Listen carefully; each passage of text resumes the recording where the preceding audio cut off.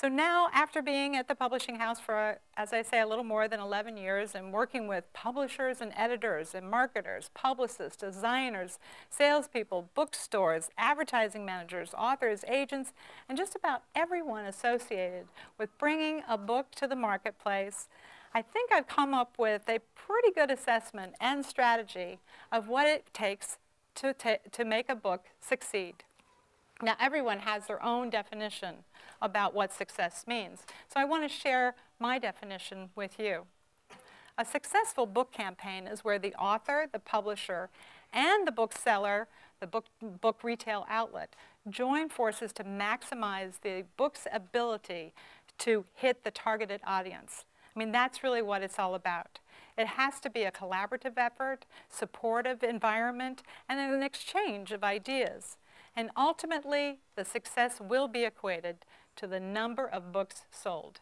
There's no getting around it. It doesn't matter. I mean, it does matter, of course, that you appear on Oprah or you're out there marketing yourself.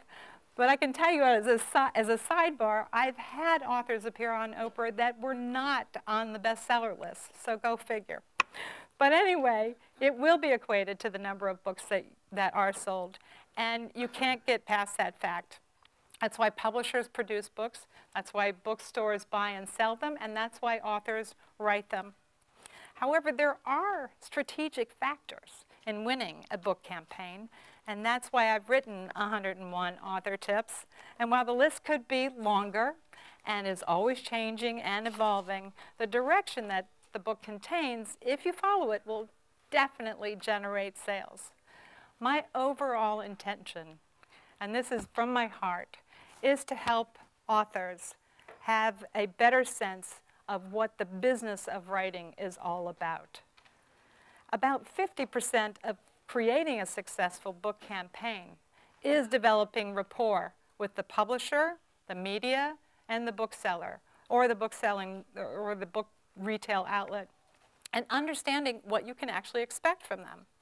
The other half of your campaign, and in some cases, if you're self-published, or if your title tends to not be an A-list title with the publisher, 100% of your campaign will actually be up to you, the artist, the author, and the artist, or as an entrepreneur.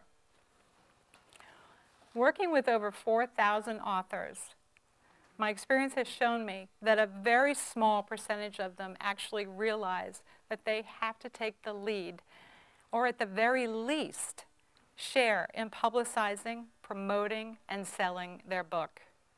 And what it really boils down to, again, are the relationships that you have as an author or an artist or an entrepreneur, and the ones that you build. So many times I have heard in-house complaints about authors who just don't recognize that they aren't the only author that the publisher is supporting. Imagine. Considering the fact that we have over 300,000 books that are published every year by traditional publishers, and then that doesn't even take into account that another probably 300,000 or more are self-published. Some authors are uncooperative, annoying, and disrespectful, and demanding, and they don't understand that this behavior will definitely not get the support of their publisher or anyone else for that matter. My overall goal is to empower authors to be proactive in creating a successful book campaign and to help them navigate the after-publishing process of working with their publisher. So many authors are under the false impression that once they've written the book, their job is done. Well, I'm happy to tell you that it's another creative opportunity for you. Just think about how many celebrity authors are out there and that come to the book review. The reason why they continue to do media appointments, appear on television, or be interviewed for magazines or newspapers, or continue to appear in bookstores or other event venues is to promote their book. It's not going to sell at the level that it could sell unless they actually meet fans, introduce themselves, autograph books. So nobody really escapes being, the job of actually supporting your book. 101 author tips answers questions and concerns that every author has in relation to interacting with their publisher, who within the publishing house is responsible for particular facets of the whole book campaign. And it actually helps the author support the sale of the book. The one overarching component of every success still comes back to the relationships that we all have. And as I look around the room, all of your smiling faces, it makes me feel really good. I feel like I am getting to know you too, that we're starting to build rapport, and that some of you I know and I have relationships with, and those who I don't know that well, I really want to get to know better.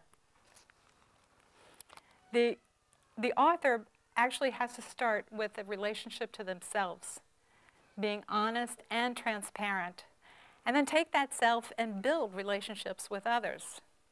The internet. I don't think there's anybody on the planet that doesn't know what the internet or the World Wide Web is. It has opened up the world to us, an absolute global community where we can establish, maintain, and support relationships just with a few clicks of the keyboard. That's what all the social media outlets talk about today. They also talk about not selling your product. That's kind of a contradictory statement, isn't it? But what they're teaching us really is about building followers and friends who will want to know more about who we are. And if they get interested in enough to check out what we do, they might even offer to support our efforts.